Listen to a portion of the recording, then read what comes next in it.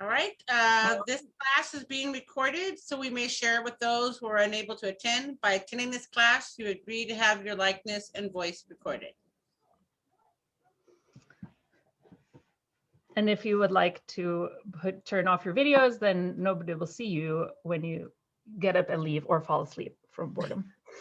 Hopefully you won't be bored. Hi, I am Alicia du Bois, Lady Alicia du Bois from Anthier, and I am in my day job. I am a web professional. I've been working in web technologies, mostly as a web developer since 1996, which is a long time for the web. I have seen a lot of bad writing. I've seen a lot of good writing, and I am still working on my own writing. So I wanted to share with you some of the tips that I have and techniques that I have learned over the years about writing for the web. And this is version 1 of this talk, which is writing from scratch. So this assumes that you have not written anything yet, like a research paper or a portfolio entry or anything like that, a project write-up. And it assumes that you're going to be writing that content from scratch, as opposed to taking, for example, a research paper you've already written and then translating that into a format that's easy to read on the web.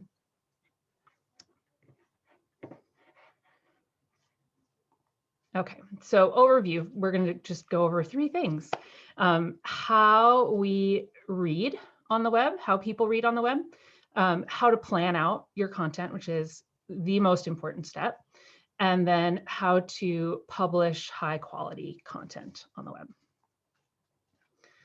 So first of all, how we read on the web.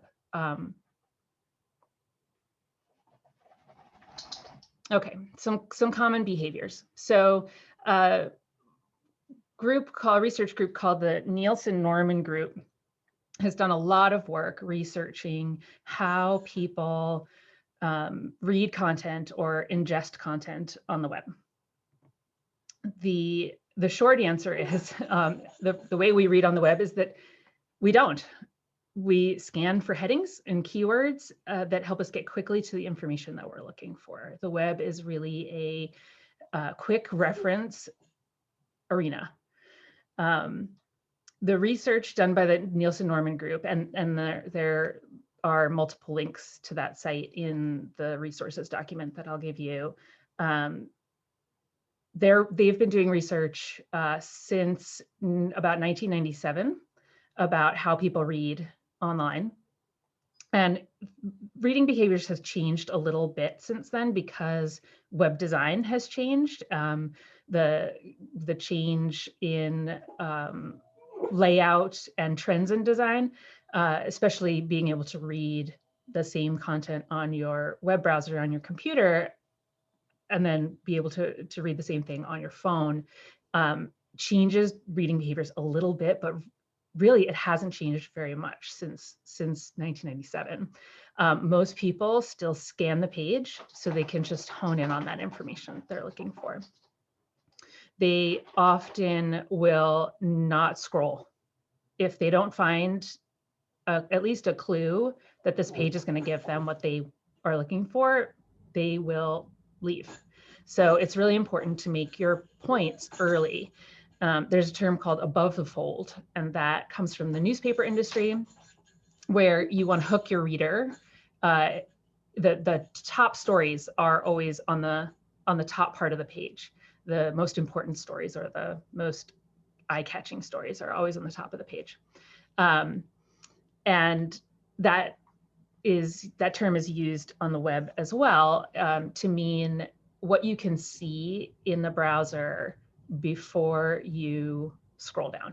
So if users feel like they have to scroll too much to find the information they're looking for, they're just going to go right back to that page of Google results and look for a different source. So you want to hook them early in your text and entice them to read further. And users will scroll, but only if they are only if what is above that fold, above the scroll point, is promising enough. And part of the problem, part of the challenge with web development and with web writing is that you can never be sure how much of your text appears above that fold. So you really want to start off strong with what your writing is about.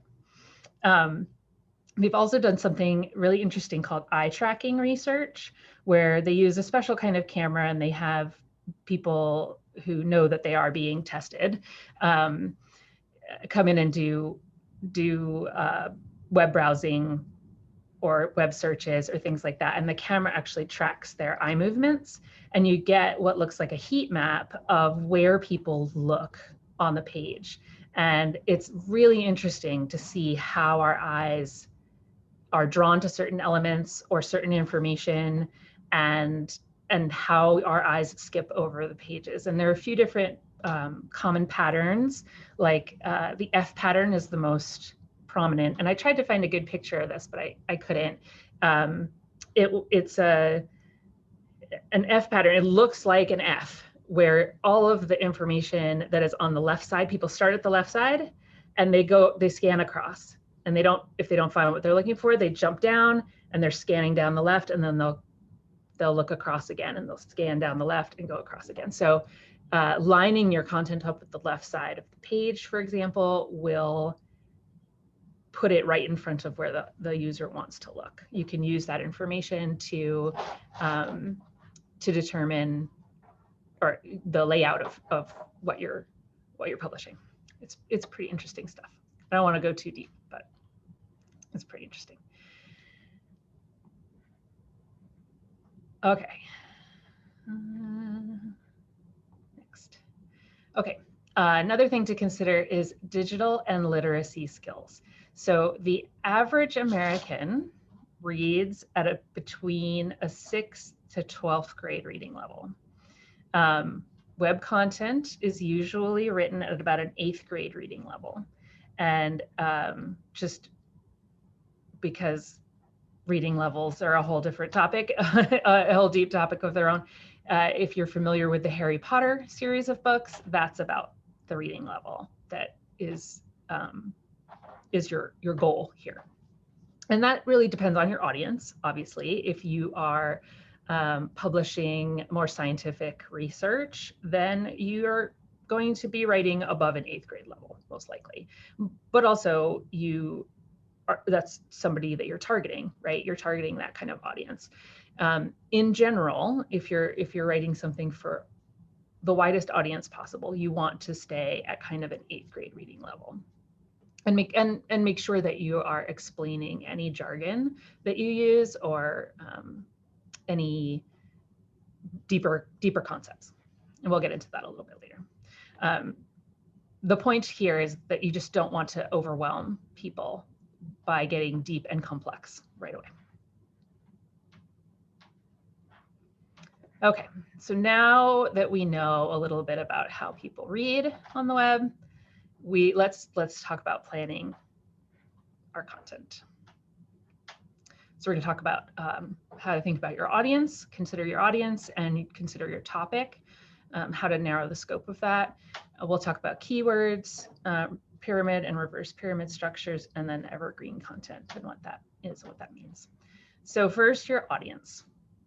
Who are you writing for? You need to identify that right away before you've even written any of your content. Who are you targeting with this? What's their level of education? How detailed are they going to want you to get? How quickly will you lose them if you go too deep? What do these people want to know? Or what do you want to tell them? The person who's coming to your page to read this content is coming for a reason. So what are the main things that they want to know? And because we want to make sure we put that right up front, right? What level of information do they want to know? So how deep do they want to go down this rabbit hole with you? You want to match your content to your audience for maximum impact.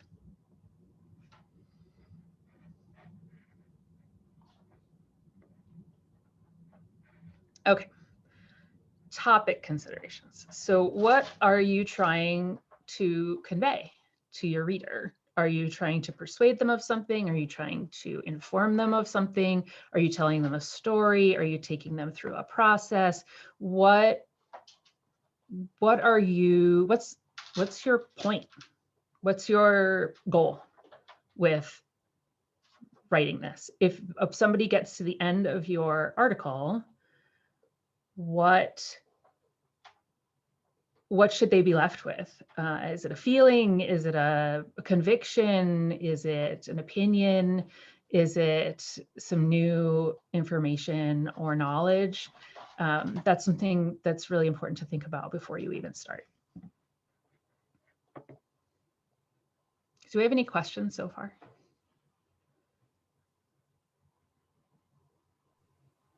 No?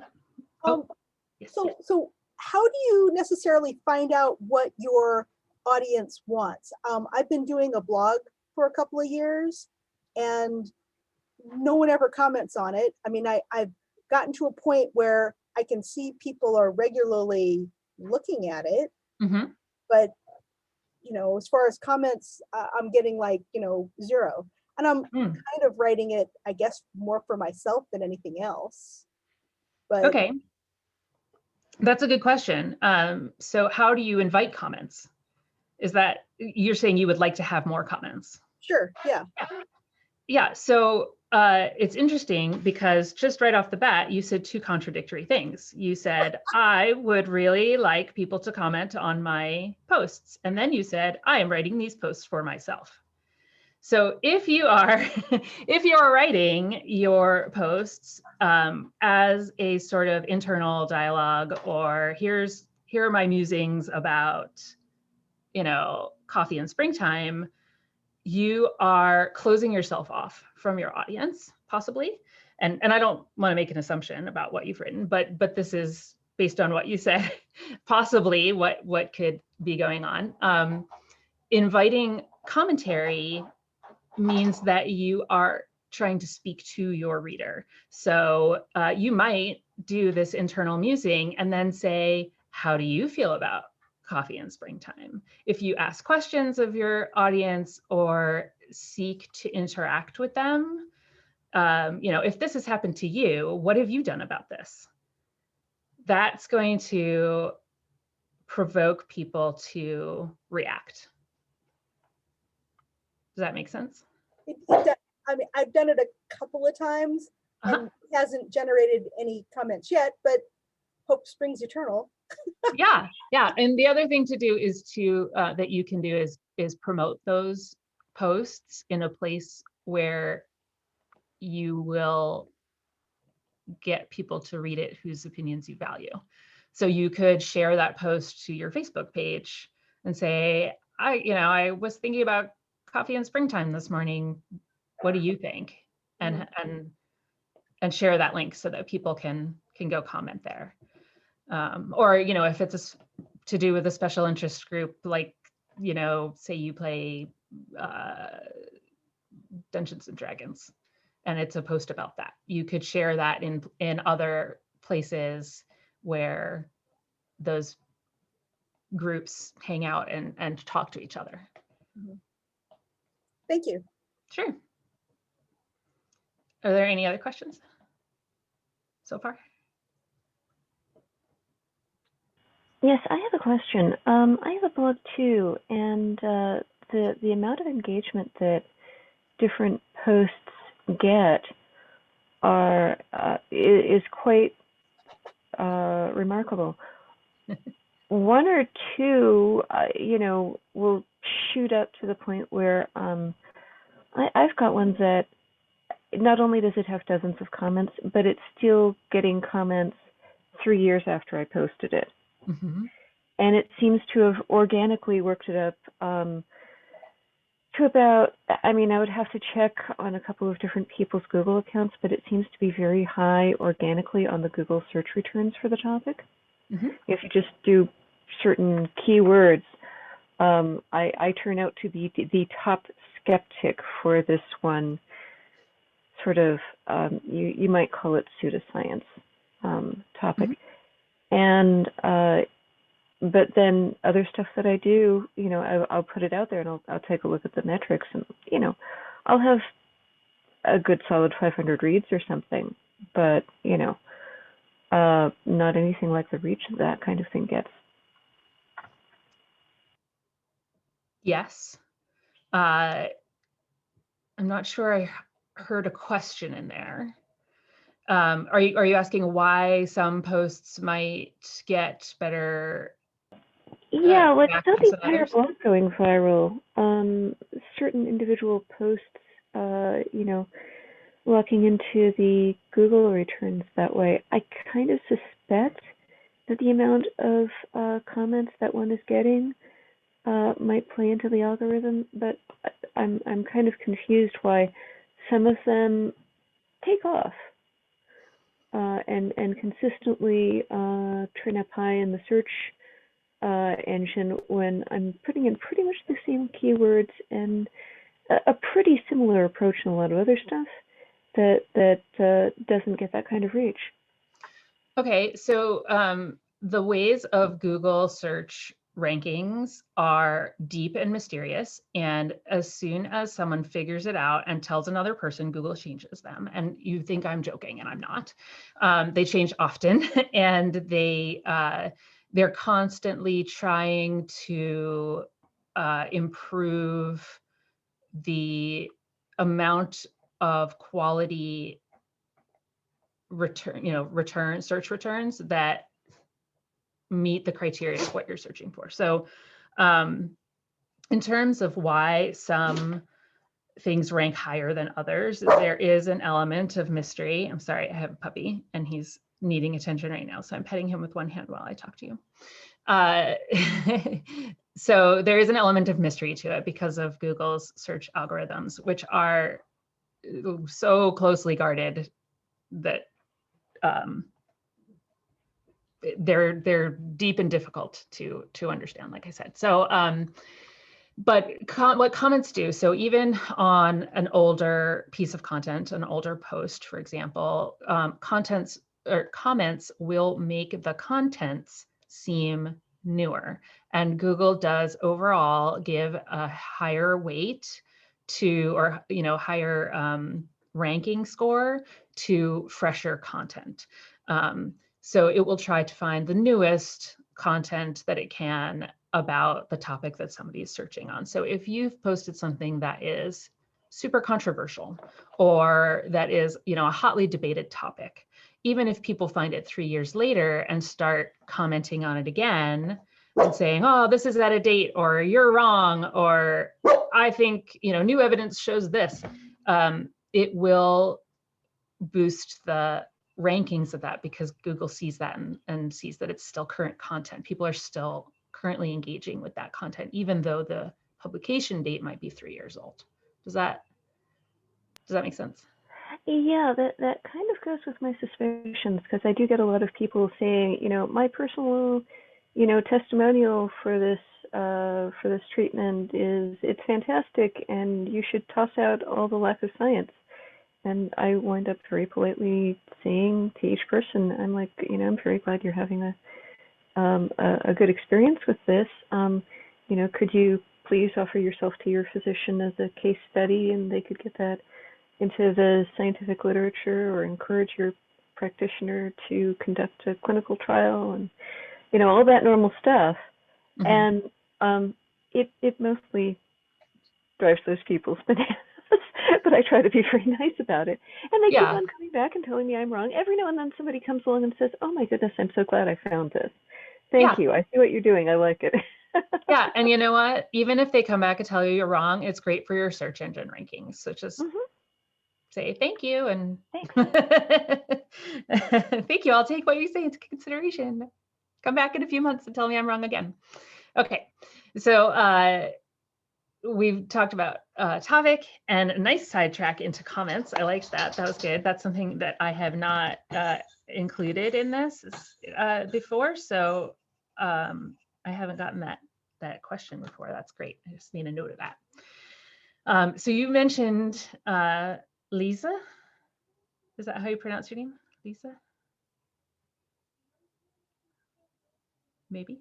Apologies for being slow to unmute. Yeah, it either Lisa or Lisa. It's usually called Lisa, but that's because my dad mispronounced his German slightly, and Grandma was too polite to ever correct him. Okay. So as you just mentioned, keywords. So search engine optimization, which is, or SEO, is the common term for how to get your content to rank higher in Google. This is, wow, well done, everyone. You just segued right into the next topic. So, you know, how do we get people to find our content by, you know, from searching on search engines, especially Google? I mean, everyone talks about Google. That is the largest, most popular search engine. So search engine optimization is often really associated with marketing and sales. You know, how can my product get better search engine rankings? How can I show up as one of the top links in Google?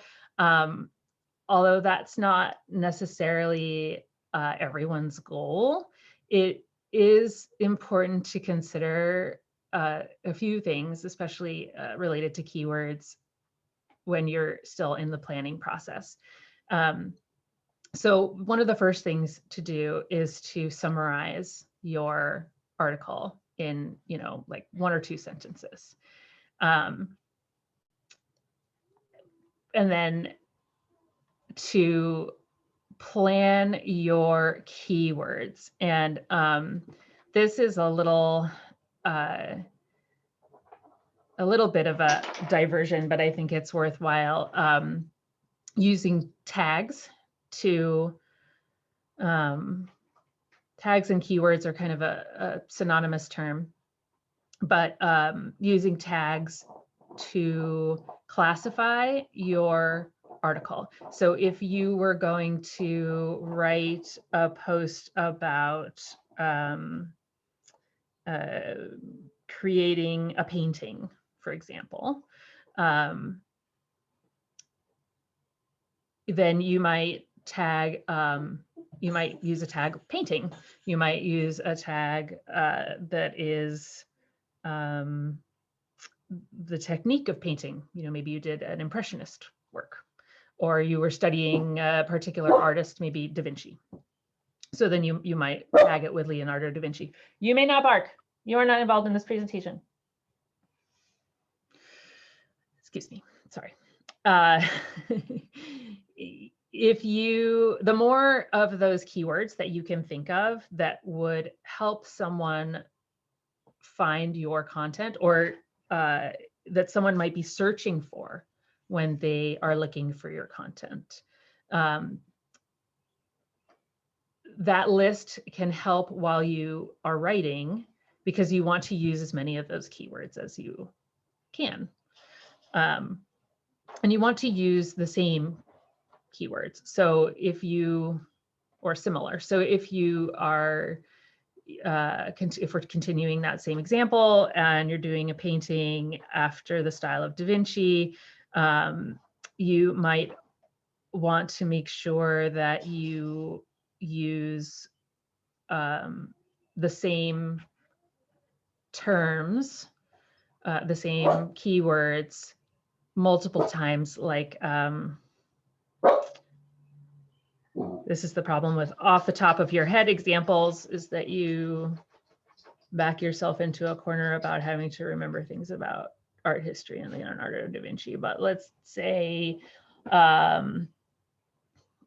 underlay, for example, right? Oil painters painted underneath, and then they would layer paint on top. So maybe you have a section in there about your underpainting. So underpainting, underlay, those are both keywords that you would want to use, but you want to use them consistently. So don't change the meaning of those words in your text, if that makes sense. It's probably a poor example. Using multiple keywords to mean the same thing in describing your article or your blog post is a good idea, but changing those terms within what you're actually writing is not as good, because when the search engines come to scan it, they don't necessarily recognize those things as synonyms. They might, but they definitely recognize repetition of words to figure out how much of the content is about that one thing. Does that make sense? Okay, good, because I feel like I poorly explained it. Okay, so like I said, I don't want to go too deep into the mysteries of SEO, but definitely planning out your keywords, planning out your topic, what your article is going to be about is going to help you prepare for writing.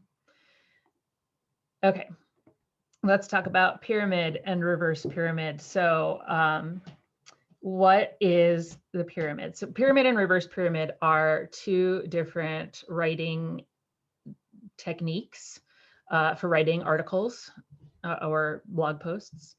Well, specifically articles. So in the pyramid model, you start with the foundation. You start with, here's all my research. And then and this is from the bottom up. So you start with the bottom, you lay your foundation, and then you work your way step by step to the conclusion, to the top of the pyramid.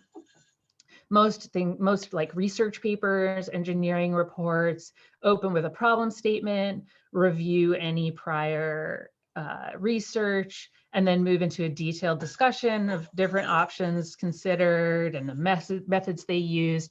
Then after you plow through like 20 pages of basics, you might find a section at the end called results with tables and charts and another 5 pages or so of that.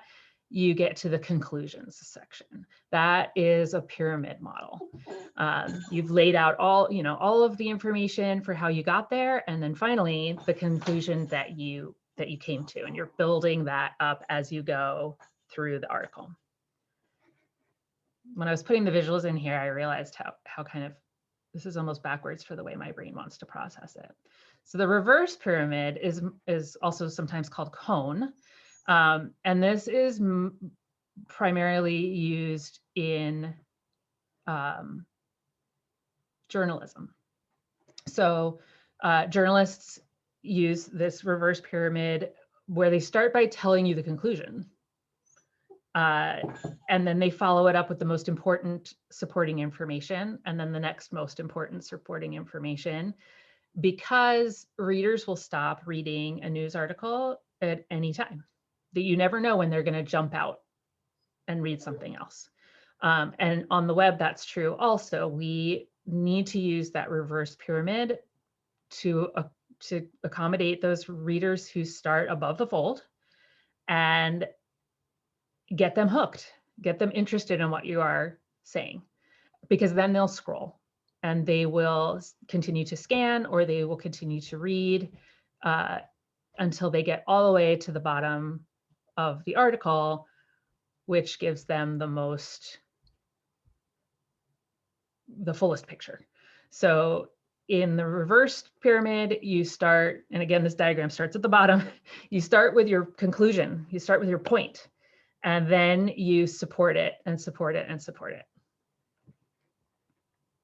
Does that make sense? Okay. Excellent. Evergreen content. So evergreen, if you don't have this buzzword in your industry, evergreen means something that lasts, something that doesn't change. So evergreen content is content that stays online for ages, for years.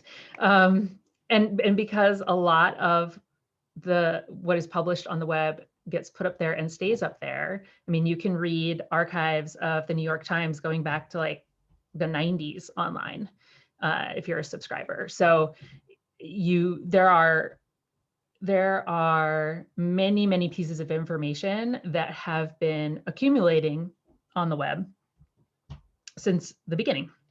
And because of that feature, of the web, you really want to think about that when you're writing, because you can link to other sources to provide supplemental information for your topic, or background information or context or whatever, to help strengthen your point or strengthen your position on a particular topic. In the SCA context, for example, we can link to museum content. We can link to research studies that have been done about whatever our topic is, because we know that that information is going to be around for a while, possibly for years and years. You would not necessarily want to link to something like, hey, there's this upcoming conference where so-and-so will be speaking, because that's something that's going to pass, as opposed to, linking to the Louvre, because that is where the Mona Lisa is. And here's a picture of the Mona Lisa from the Louvre. So that gets us into a little bit of a topic of, or a little bit of discussion about copyright and usage considerations. So you can, and people do definitely, copyright websites. Copyrights protect text and images and videos, media assets. They do not protect ideas, for example. So you can read a whole bunch of information online and agree with somebody's assessment of something and write your own article about it, your own post about it. And you might want to refer back to that and say, I agree with this person about, who writes about this topic here, with a link to their page, and then continue in your own way. But you cannot use other people's photography or video or media assets, charts and graphs and things like that, without their permission. And most commercial sites, like news outlets or museums, are a really good example, have their own usage rights page. They'll tell you how you can use their content and how you must cite it, or how you must link to it, or give them credit for it. So you can use the content, but you have to give them credit. Other places will say that you're allowed to use it on the web, but you can't publish it, for example. So it's important to read that information. If it's somebody's personal site, it's not necessarily legally protected by copyright. However, you should assume that it is. It is not good practice. It is not neighborly. It is not ethical to take someone's photo from their website and stick it on your website and say you took that photo. You also cannot directly copy someone's information and put it on your website, paste it into your blog post and not give them credit. That's called plagiarism. You can quote someone and say this, and then have a citation that says from the New York Times article, blah, blah, blah, with a link to it. That's fine. And news outlets are especially generous about wanting or letting you link to their content and cite their content because they want people to read it. So a sort of rule of thumb for this is that if you were writing something and someone else came along, like if you had written an article and someone else came along and wanted to use something from that article, how would you like them to use it? Would you like them to quote you and put a link back to your website so people can read the full article? Yeah, you probably would. So you should do that. Treat others as you would like to be treated. and that's pretty much like the rules of copyright. I mean, we could get into a much deeper discussion, but those are the general guidelines. Definitely link to outside sources. Definitely use media assets and quotes and photos where you can, but do that ethically and check with the website, the originating website first to see if they have any kind of usage policy, and then go from there. Link to others as you would be linked to. Maybe that's golden rule of the web. Do we have questions about that? That's kind of a big topic that I'm not going too deeply into. Copyright's a really big thing. I mean, there's Yes. fair use exemptions for certain things, Yes. scholarly works, etc. But that's a whole other topic. Yes. I work with copyright, so yeah.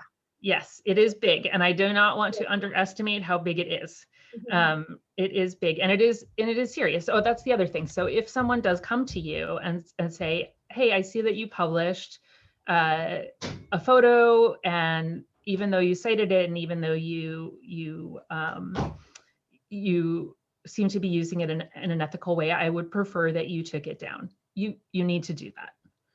So if someone requests that you take something down, or you change something, or you cite it in a different way, you don't ignore them, you respond and you do it, because that is the first step to some sort of remediation or legal proceeding. And B, it is just kind.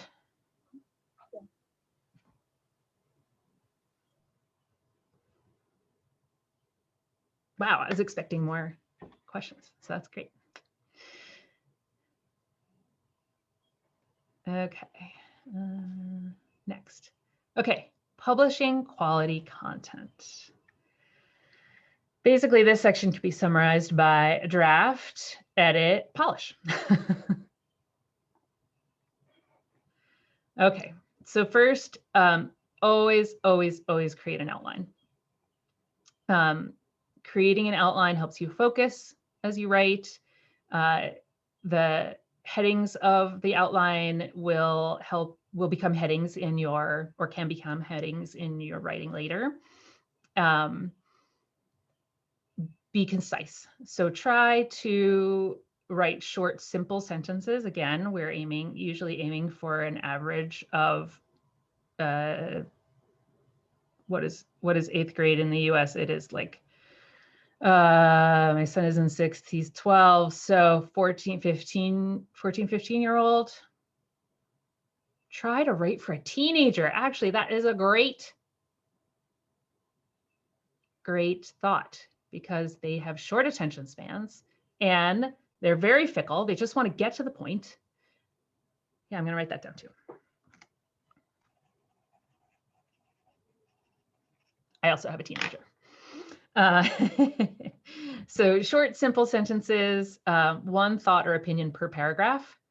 Don't worry about whether or not it sounds choppy or like you're jumping from topic to topic. You'll work that out in editing. Try to just get all the information down, but one paragraph per thought or opinion.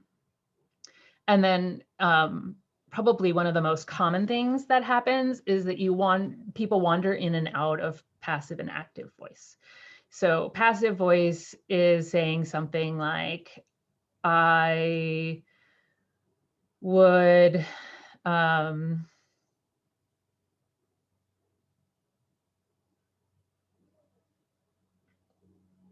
mind just blanked. Someone give me an example of a passive voice sentence. I would. Passive voice sentence would be this, recipe was cooked in the oven with heat. And all right. Active voice would be, I put this in the hot oven. Yes, there we go. Or put this in the hot oven.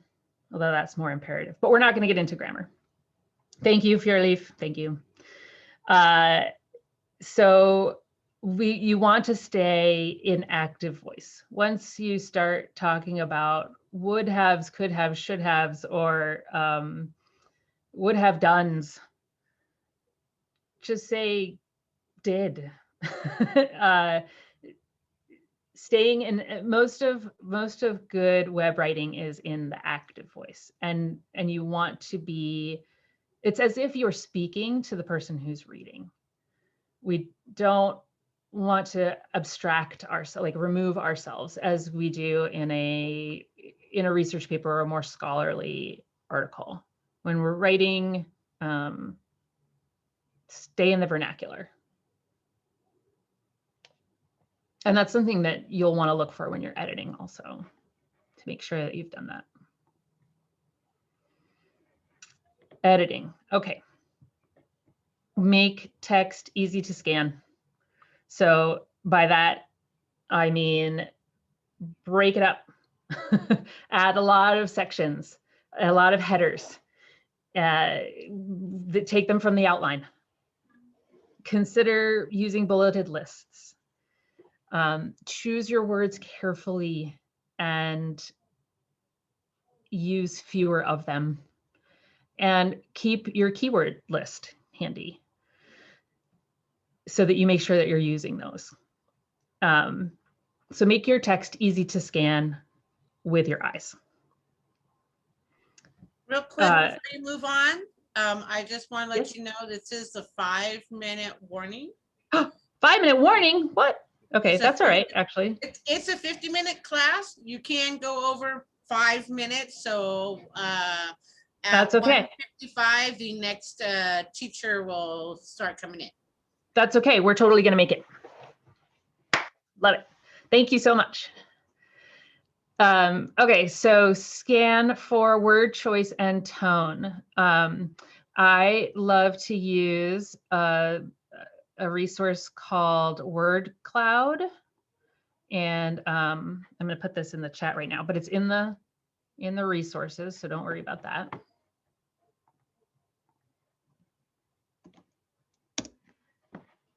So you take your article and you run it through this word cloud and you look at what words are standing out. So if you see, for example, that your word cloud has a lot of negative words standing out, if your article is not meant to be about something negative, or you're not trying to take a negative point of view on it, you know what to tweak, right? You can go back and you could change those negative words into a more positive tone. Keep an eye out in that word cloud for your keywords. They should appear several times in your text. So they should show up in the word cloud as bigger. And then consider synonyms, except where consistency is really important for a particular term or definition of something, how you've defined something. And then look out for jargon. Jargon is always something that should be explained and or link to a full explanation on another page to keep readers engaged and understanding what you're talking about. You don't want to lose them in abbreviations or dense terms. Okay, polishing. So once you've got the information you want to convey pretty nailed down, and one of the bullet points here is getting constructive feedback. I would highly recommend that you get constructive feedback from someone when it's just text, before you even start adding images, video, charts, whatever you're going to add, because the information that you're conveying is more important than, or is one of the most important things in writing your page. So you also can get really great feedback from somebody who doesn't understand the topic, because you might find that you need more illustrative explanations. So use the right amount of images, video, charts to illustrate your point. Break up any walls of text. White space makes text so much easier to read and to scan. Look at your page draft from 5 feet away. Would you want to read it? Like, would it draw you in? And then again, get constructive feedback. So the only things that I have left are 2 examples. So here's an example of a page. This is from that Nielsen Norman group that I was telling you about before. This is a dense page of information. How inviting does this look? Scale of 1 to 5. It's like a 1 or a 2. Yeah, you're only going to read this if you really, really, really want to know why the page fold still matters, right? But look at this. This is another resource link for you. So much more inviting. There's white space here. Breaking this up, the margins are wider, so there's less text. This is like 1, 2 sentences in this paragraph. Break it up. Page length does not matter on the web. Look again, look. Like wall of text here. Give me some more white space, people, right? Whereas here, it's like, oh, there's so much white space. It's so much better. Okay, look at that. I am done with my presentation. I would love your constructive feedback about this. And what's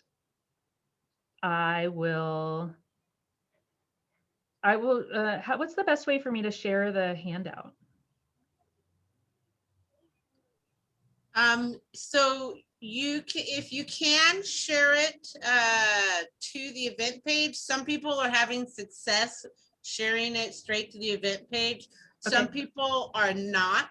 So you can send it to me or to one of the people you've been in contact with, like Kungan or Megan or Elgitha. And then she can get it to me and I can update it. But I'm getting 50-50 on people being able to post onto the event page. Okay, I'll do that. Does anyone have any further questions? Put in the chat. I can't put it in the chat because I have to finish putting in the outline part. I had just all the links and then I'm like, it would probably be useful if basically the outline of the presentation was in there. So, but it's only half in there because my browser froze. And if you just put it in the chat, then only we can see it. If you put it in the event, then anybody who was either at the event or couldn't go to the event will have access to it as well. That's true. That's true too. I do have one suggestion to make. When it comes to museum content, my go-to place if I want to take an image is see if there's an appropriate image available on Wikimedia Commons. Because there are a lot of volunteers who go around to websites and historic locations around the world and stuff. They'll take a picture, they'll put it under a free license, then they'll upload it either to Wikimedia Commons or to Flickr, and if it's on Flickr and it's under free license, it gets transferred over to Wikimedia Commons, where it's fairly, the site organization is fairly easy to navigate. And if you do that, the image credit does not go to Commons because Commons is a warehouse. It's not the image owner. You have to look under the image page and see the actual person who uploaded it and what particular license they put it under. Is it public domain? Is it CCSA 3.0? Something like that. But if you just copy the name of the license and the name of the uploader, then you can use that image and also manipulate it fairly freely. Yeah, and Wikimedia Commons is a great resource that I should mention in this presentation. They also have a handy little, click here for the citation and it'll generate it for you. That's a great resource. Thank you. Any other questions or feedback? I have a question about metadata. Yeah. When you're using metadata or meta tags on your pictures, is that really critical to search engine optimization? Okay. So metadata and meta tags pertain to content. So they can pertain to they can be attached to your media, like images or videos, and they can also be attached to your articles or posts. It will help in search engine optimization, definitely. Adding metadata is more like phrases. Meta tags are those keywords that we were talking about before. The other thing that you want to add to your image is an alt tag, which tells a screen reader for sight impaired viewers or readers what the image shows. And it can be a long description, that's fine. You know, it might be a photo of two individuals in armor fighting with swords. Because a screen reader will come along and read that instead of showing the image. So it should tell what the image is about, especially if it's important to the article. Is there So somewhere? you should always do that. It is highly recommended. Do you have to? Does anybody stop you? No, but it is considered very good, if not best practice to do that. Yeah. Okay, thank you. Mm-hmm. Is there somewhere we can go to understand what you meant when you were referring to keywords or tags? Because it sounded like it was part of making an outline, but I am getting the impression from the class that it's actually something that you create or you attach to your content somehow. I do not understand what it means. Okay. And, or tags or meta tags or Sure. I don't know. So so I can just keep talking till other people come in, right, Your Excellency? Okay. All right. So you're right, and I've already noted that I can clarify that better in the presentation. So metadata is data about data. So metadata in the web context means descriptive information for classifying what the contents of the